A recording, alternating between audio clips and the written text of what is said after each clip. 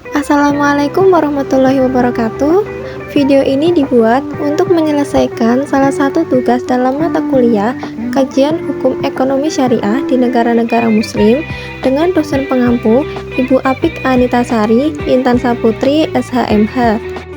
Kelompok kami terdiri dari 3 anggota, di antaranya Perkenalkan, nama saya Fatinati Fatul Mama dengan NIM 210103011152.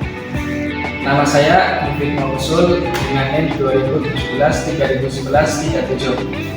Saya Ismail Hidayat dengan NIM 22411-0301-102. Tema materi yang akan dibahas oleh kelompok kami yaitu tentang lembaga keuangan syariah di negara Mesir. Yang pertama, saya akan menjelaskan tentang perkembangan lembaga keuangan syariah dan vintage di negara Mesir. Perkembangan lembaga keuangan syariah di Mesir memiliki sejarah yang cukup panjang dan menarik. Mesir merupakan salah satu negara pertama di dunia Arab yang mulai mengembangkan konsep keuangan syariah. Pada tahun 1963, didirikan Mid-Cream Saving Bank di daerah pedesaan Mesir, yang dianggap sebagai embrio bank syariah pertama di negara tersebut. Pada tahun 1971, pemerintah Mesir mulai secara resmi membuka ruang bagi pengembangan lembaga keuangan syariah.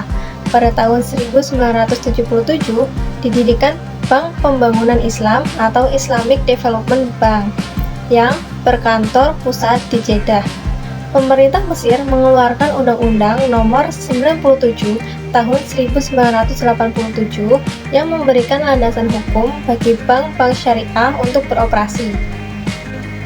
Untuk perkembangan vintage atau financial technology pada lembaga keuangan syariah di Mesir merupakan persilangan yang menarik antara inovasi teknologi dan prinsip-prinsip keuangan Islam. Integrasi teknologi digital dengan lembaga keuangan syariah mulai berkembang pesat sejak tahun 2015. Bank-bank syariah tradisional mulai mengadopsi teknologi digital. Beberapa platform vintage syariah terkemuka yaitu ada Islamic Fintesa, Takaful Digital, Syariah Compliant Payment Platform, dan blockchain berbasis syariah. kemudian bentuk-bentuk lembaga keuangan syariah di negara Mesir. Beberapa bentuk lembaga keuangan syariah yang ada di Mesir. Yang pertama, bank syariah. Contohnya Faisal Islamic Bank of LGBT, Al Barakah Bank LGBT. Yang kedua, asuransi takaful. Contohnya HBTian Saudi Insurance House. Yang ketiga, ada pasar modal syariah. Contoh HBTian Islamic Finance Association. Yang keempat, koperasi syariah. Yang kelima, lembaga zakat.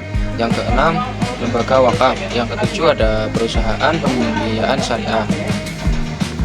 Selanjutnya, isu kontemporer di negara Mesir terkait lembaga keuangan syariah yaitu tantangan pengembangan sukuk syariah dan penerapannya di negara Mesir. Sukuk adalah instrumen keuangan syariah yang mirip dengan obligasi, tetapi sesuai dengan prinsip-prinsip syariah, di mana keuntungan yang dihasilkan tidak berasal dari bunga, tetapi dari kepemilikan atas aset yang mendasarinya. Pada tahun 2020, negara Mesir resmi mulai memasuki pasar sukuk dengan menerbitkan undang-undang terkait sukuk untuk menarik lebih banyak investasi, khususnya di negara-negara Muslim dan Timur Tengah, yang memprioritaskan investasi berdasarkan syariah.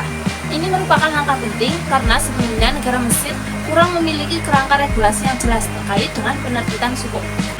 Solusi yang dapat dilakukan untuk mengatasi kasus sukuk tersebut yaitu yang pertama, pemerintah Mesir perlu memperkuat regulasi dan pengawasan terhadap penerbitan sukuk untuk mencegah penyalahgunaan dan memastikan kesesuaiannya dengan prinsip syariah. Yang kedua, pemerintah perlu meningkatkan transparansi dan akuntabilitas dalam penerbitan sukuk. Yang ketiga, pengembangan infrastruktur dan teknologi untuk mendukung penerbitan sukuk dan memperluas jangkauan investor. Yang keempat, peningkatan kesadaran masyarakat tentang manfaat dan keunggulan sukuk sebagai instrumen investasi syariah.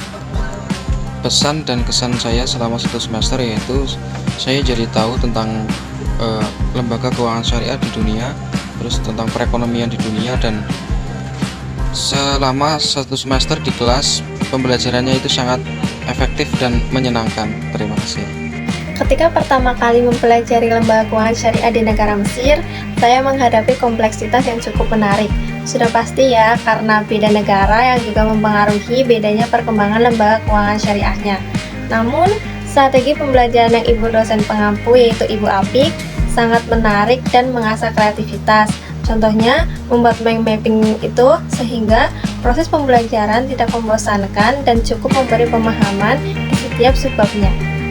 Setelah mengikuti pembelajaran tentang lembaga keuangan syariah di negara-negara muslim, khususnya di negara Mesir, saya mendapatkan pengetahuan yang sangat berharga.